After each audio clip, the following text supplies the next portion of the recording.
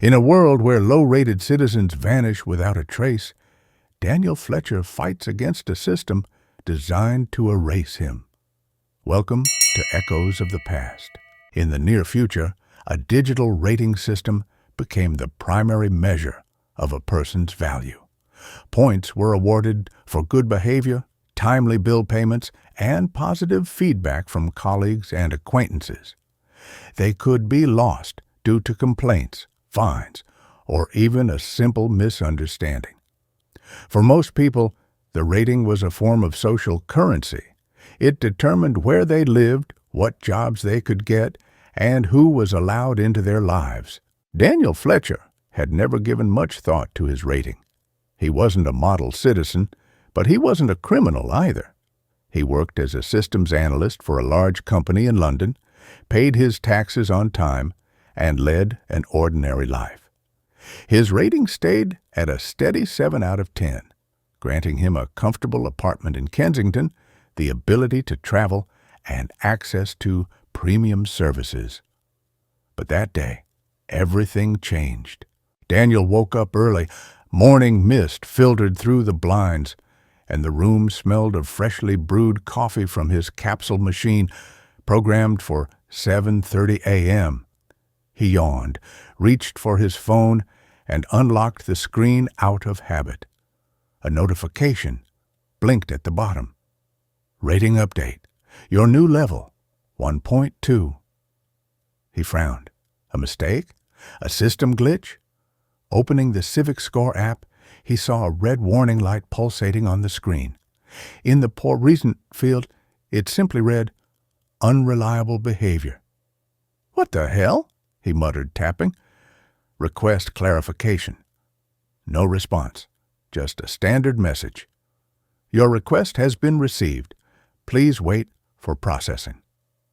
His heart began to race.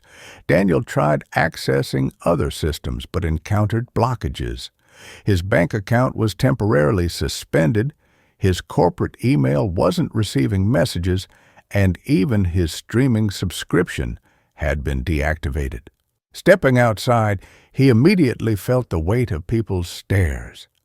In the elevator, Mr. Holland, an elderly gentleman from the upper floor who usually greeted him with a polite nod, took a step back and stared at the floor.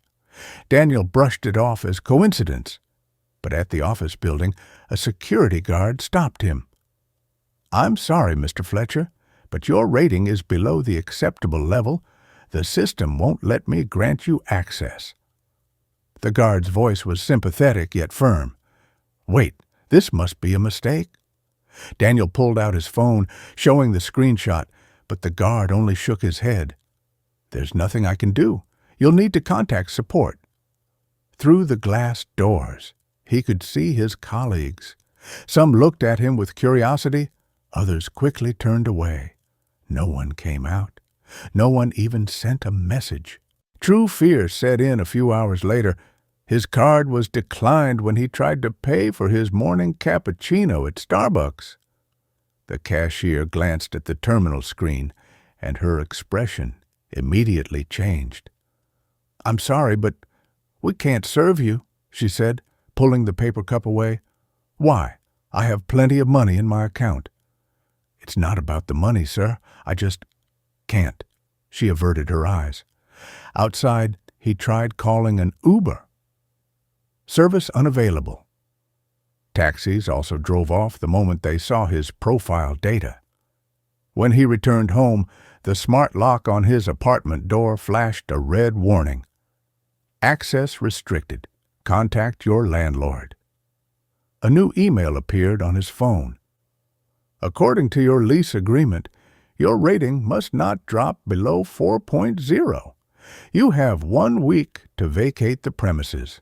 Friends stopped responding to his messages. Even longtime colleagues acted as if they didn't know him. No one wanted to associate with someone who had fallen into the blacklist. The final blow came from Barclays. Your account has been frozen due to low social status. Now, he couldn't even buy food. Daniel realized he had become a digital outcast, and there was no way out. Daniel didn't immediately know what to do. For the first few days, he wandered the streets, hoping it was a mistake, that the system would correct the glitch any moment now. But nothing changed. He tried staying with friends, but one by one, doors shut in his face. Even those who had known him for years chose not to take the risk. On the third day, he found a homeless shelter. Here, no one asked about ratings. Most of the people there had already disappeared from the digital world long ago. "Welcome to the club," someone said, handing him a blanket. It was here that he first heard about the shadow market, an underground network that helped people like him. These people had no bank accounts, no credit cards, no official records, yet they found ways to survive. They told terrifying stories about how those who completely fell out of the system simply ceased to exist. "Have you noticed that people with a rating below 1 just vanish?" a man named Victor asked him. Daniel recalled reading such stories before, but he had never believed them, until now. "If you don't find a way out, you'll be next." And Daniel realized he had to fight. But could he survive in a world where he no longer existed? Daniel quickly realized that in this new world, he had to learn to live by different rules. The first problem was food. He couldn't buy anything in official stores. Every transaction was instantly rejected by the system. He tried looking for under-the-table work, but no one wanted to deal with someone with such a low rating. "Money means nothing," said Victor, an old resident of the shelter. "If you have no rating, you don't exist." So Daniel turned to the shadow market. Here, barter was the currency. Food was traded for services, old phones for information, and sometimes information was worth more than gold. "If you want to survive," said Clarence, a hacker hiding from the system, "you need to disappear. Completely." "Disappear? I'm already nobody." "No, you're in limbo. As long as the system sees you, it will keep pressing down on you. You have to erase yourself from its algorithms entirely." Clarence made him an offer. He would help Daniel wipe out the last traces of his digital presence. But in return, Daniel had to do something for him. Break into his former company's office and retrieve a specific hard drive. It was dangerous, but there was no choice. Late at night, Daniel approached the building where he had once worked. The office was closed, but he still had his old access card. He swiped it, and the door unlocked. Maybe they hadn't removed him from the system yet, or maybe it was a trap. He moved quickly, avoiding the cameras, recalling the layout of the building. The hard drive was in the server room on the second floor, but the moment he stepped inside, the alarm went off. Red lights flooded the room. The doors locked behind him. A mechanical voice echoed from the speakers. "Intruder identified Daniel Fletcher, social rating 0.9, awaiting control unit response." He didn't have time to run. The last thing he saw was figures in black uniforms moving toward him. And in that moment, he understood. Victor had been right. Those whose rating dropped below 1 disappeared. Daniel woke up in darkness. His head was pounding, his wrists bound with plastic ties, his mouth dry. Where was he? Fragments of memory flashed through his mind. The office, the alarm, the guards. Black uniforms. Not the police, not company security. Who were they? "He's awake," a voice came from the left. Daniel turned his head. In the dim light of a flickering lamp, he made out the figure of a man, 40-ish, short dark hair, a deep scar running across his cheek. "Where are we?" Daniel croaked. "Processing center," the man smirked. "You got lucky, still breathing." Daniel swallowed hard. What's happening here?" "You seriously don't get it?" The stranger shook his head. "People who drop below 1 don't just disappear. They erase us, delete us from the system. Completely." But why? Because you're a defect, a mistake, a person who doesn't fit the algorithm. You're useless to society, which means you don't get to exist. Cold fear crept under Daniel's skin. What? What are they going to do to us? The man gave a grim smile. You'll find out soon enough. At the far end of the room, a door opened. Two men stepped inside, their faces emotionless, their movements precise. Daniel Fletcher, one of them glanced at a tablet. Your social value has reached 0. You are scheduled for processing. What? They grabbed his arms and dragged him forward.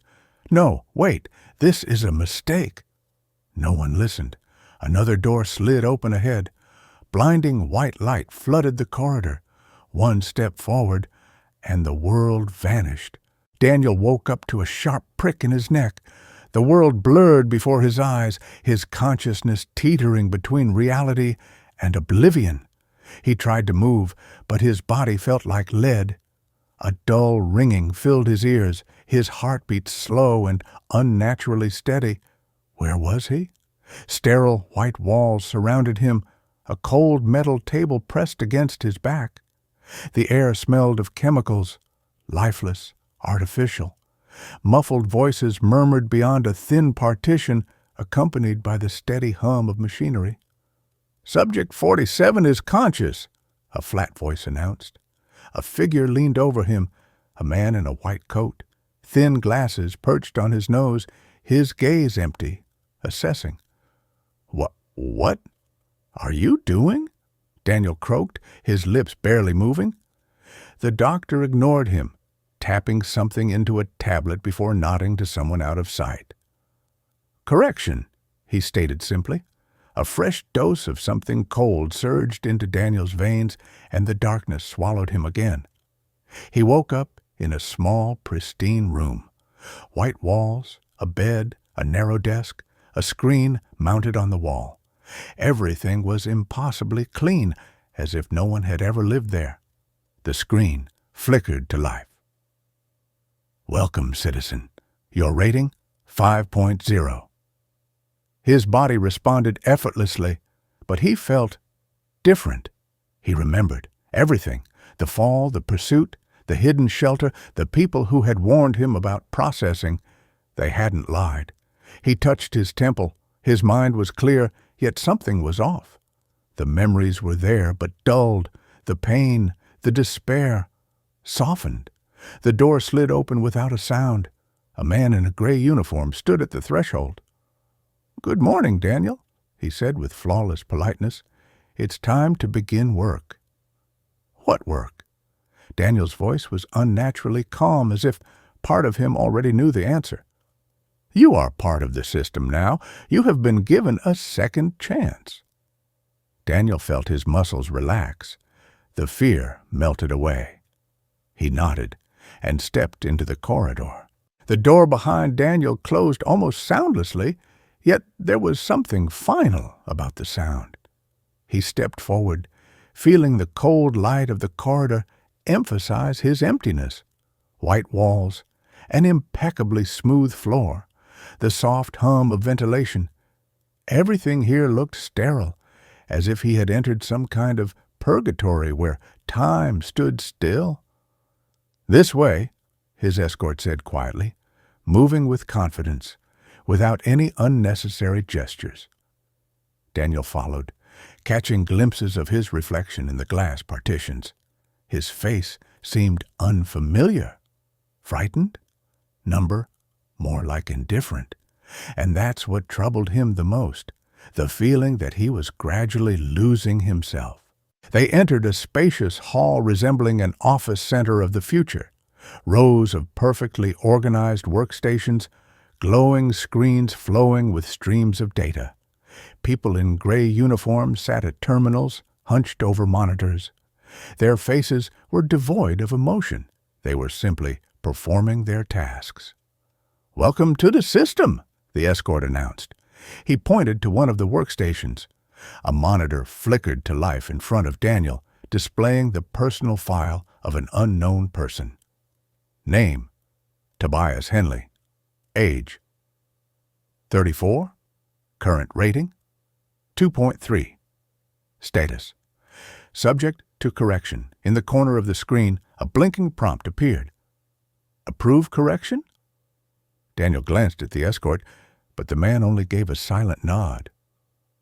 What does this mean? Daniel asked hoarsely. This is your new function, the man replied. You are now part of the mechanism that maintains digital order. Your task is to evaluate data. So, I decide people's fates. You work with information, no personal decisions, just statistics, analysis, algorithms. Daniel looked back at the screen. He didn't need to ask what correction meant. At best, it was a rating decrease. At worst, he knew what that led to. He glanced at the other workers. No one looked his way. Everyone was absorbed in their tasks, as if their will had long since dissolved in this place. Approve correction? His finger hovered over the button. He didn't want to do it, but inside there was no fear, no doubt. He pressed it. The screen blinked. The data updated. Tobias Henley's rating dropped to 1.5. It was that simple. Good work, the escort said. Daniel didn't respond. He stared at the screen, trying to grasp what he had just done. But understanding never came. Daniel ran. He didn't know how long this escape had lasted, minutes or hours. The world around him blurred into a haze of shadows, lights, and desolate streets soaked in fear. His legs burned with exhaustion. His lungs threatened to burst from the lack of air, but stopping was not an option. He could hear them. Muffled footsteps, faint flashes of flashlights in dark alleyways. They weren't in a hurry. They knew he had nowhere to go. No one had escaped before. No one had ever returned to tell what lay at the edge of the abyss. He turned into an abandoned courtyard, pressing himself against the cold wall, trying to catch his breath. Every fiber of his being screamed to resist, to fight. But he already knew. Fighting was meaningless. There were no rules here. There was no justice. The footsteps grew closer. The last thing he saw was shadows emerging from the darkness. The last thing he heard was a quiet electronic sound, like a system shutting down. And then came silence. Daniel Fletcher disappeared, just like all the others. If you enjoyed the story, don't forget to like, subscribe, and turn on notifications so you never miss a new tale.